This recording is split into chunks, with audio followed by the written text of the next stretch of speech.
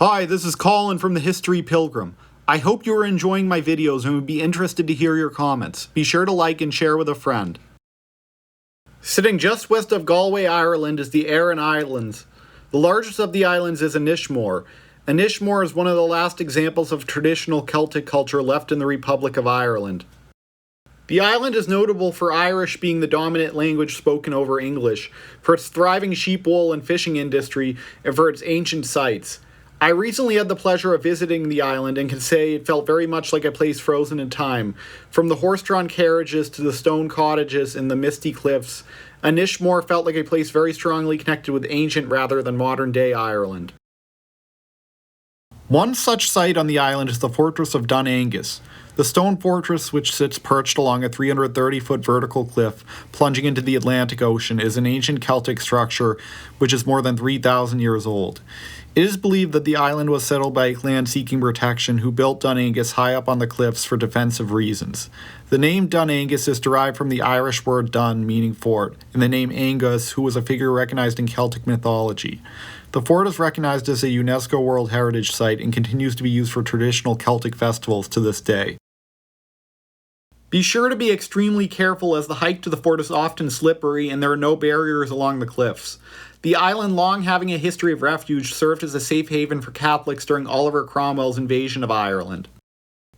Inishmore is worlds away from Dublin because the island lacks modern buildings and instead contains countless charming stone cottages and sheep dairy and horse farms.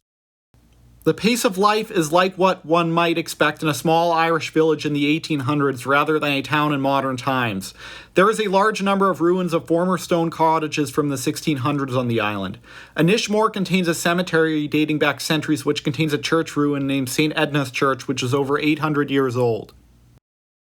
All of the crumbling stone ruins make parts of the island feel reminiscent of the setting of a fantasy film. Near Dun Aengus is a one-of-a-kind geographical formation which draws visitors to the island. The rectangular pool-shaped spot called the Wormhole.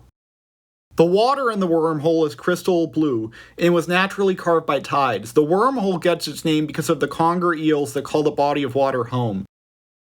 The one-of-a-kind location gained fame for hosting the Red Bull Cliff Diving World Series in 2014 and 2017.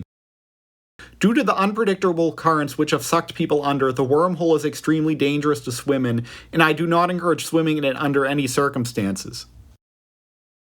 There are several ways to get to Inishmore. You can take a ferry from Connemara or Doolin nearby, or you can take a small airplane. Air Aran flies regularly out of Connemara Airport and is the faster and more convenient option. A huge benefit of taking a plane early in the morning is that you can get there long before the ferries arrive full of tourists later in the day.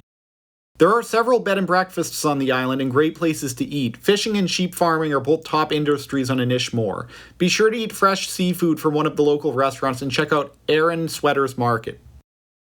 The island is notable in recent years for having a large connection to Australia, as many of the youths on the island have moved there seeking new opportunities.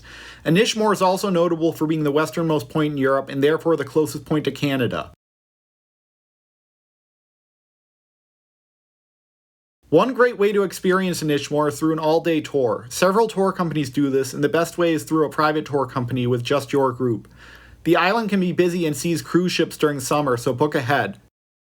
In conclusion, Inishmore is a one-of-a-kind place where traditional Irish culture lives on through the ages, and as a place in Ireland I would recommend to anyone interested in authentic food, a history lesson, and meeting the wonderful locals who call the island home.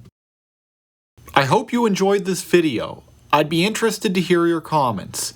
Be sure to subscribe. Sincerely, the History Pilgrim.